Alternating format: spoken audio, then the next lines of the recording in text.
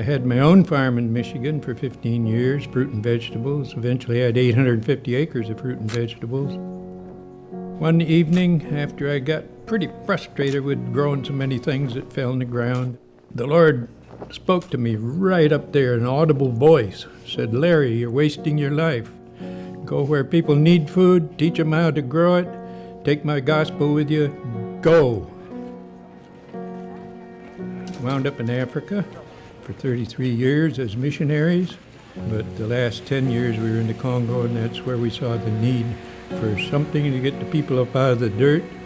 Hundreds, even thousands of people crawling around in the dirt, kicked and spit on. People were afraid of them. They thought they might catch whatever it was, so they stayed hid, and just a miserable life. And that's how the idea for PET got started. Well, Mr. and Mrs. Hills retired here at Penney Retirement Community after serving as missionaries in Africa.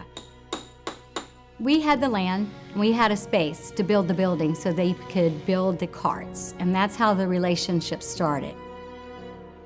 A PET is a three-wheeled vehicle made for rough terrain and for city use, powered by a crank at hand level, so they simply turn the crank and a chain engages the sprocket on the front wheel and they're able to move about.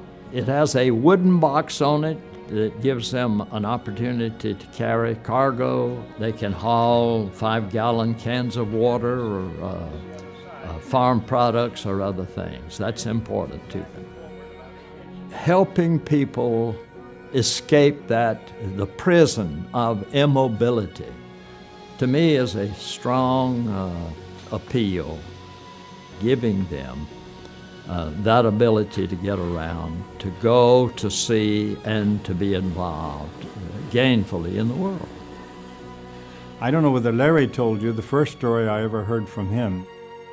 One day when he was testing soils, when a woman came crawling out of the weeds, dragging her body and has a baby tied to her back and 2 little children. And then he said, "Well, where are you going?" And she said, "Well, that next village, I hear there's something I can ride." And he had brought the prototypes, he outfitted her, and then she went back. But now use your imagination.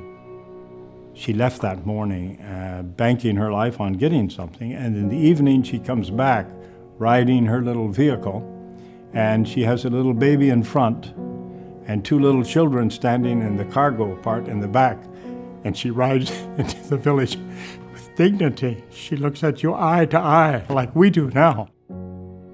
The whole village comes out and says, what a miracle. You know, this woman who crawled with her family now can get around, and that just completely not changes one life, it changes a family life, it changes a village life. There's another side to the project that sometimes is missed, and that is what it does for people who can volunteer. I talked to a man one day, a volunteer.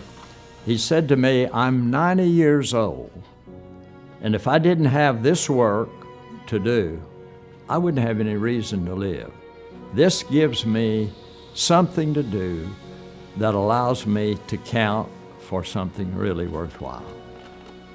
Really, having the opportunity to help others really does a lot for your own self, for your own soul, that you're knowing that you're helping somebody that's lesser, because all but for the grace of God, any of these people that don't have legs or had diabetes or stepped on a landmine, that could be me, could be you, could be anybody. Here we are sitting here in little Penney Farms, Florida, and we're helping people all over the world. I mean, 103 different countries we've now shipped the pets to. When I came here, my wife said, "What's Sid gonna do when he gets here?" It's Penney Farms. He's always been so active and so on. And when we got started with the pet projects, she said, "Thank the Lord," because I don't think she wanted to get me out from under her feet. Maybe she did. But at all events, it's something constructive to do. And we have many people who've come to Penney Retirement Community because they heard of PET.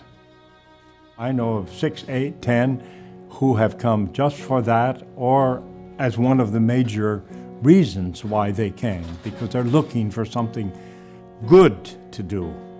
And that's what we're here for, to do good for one another.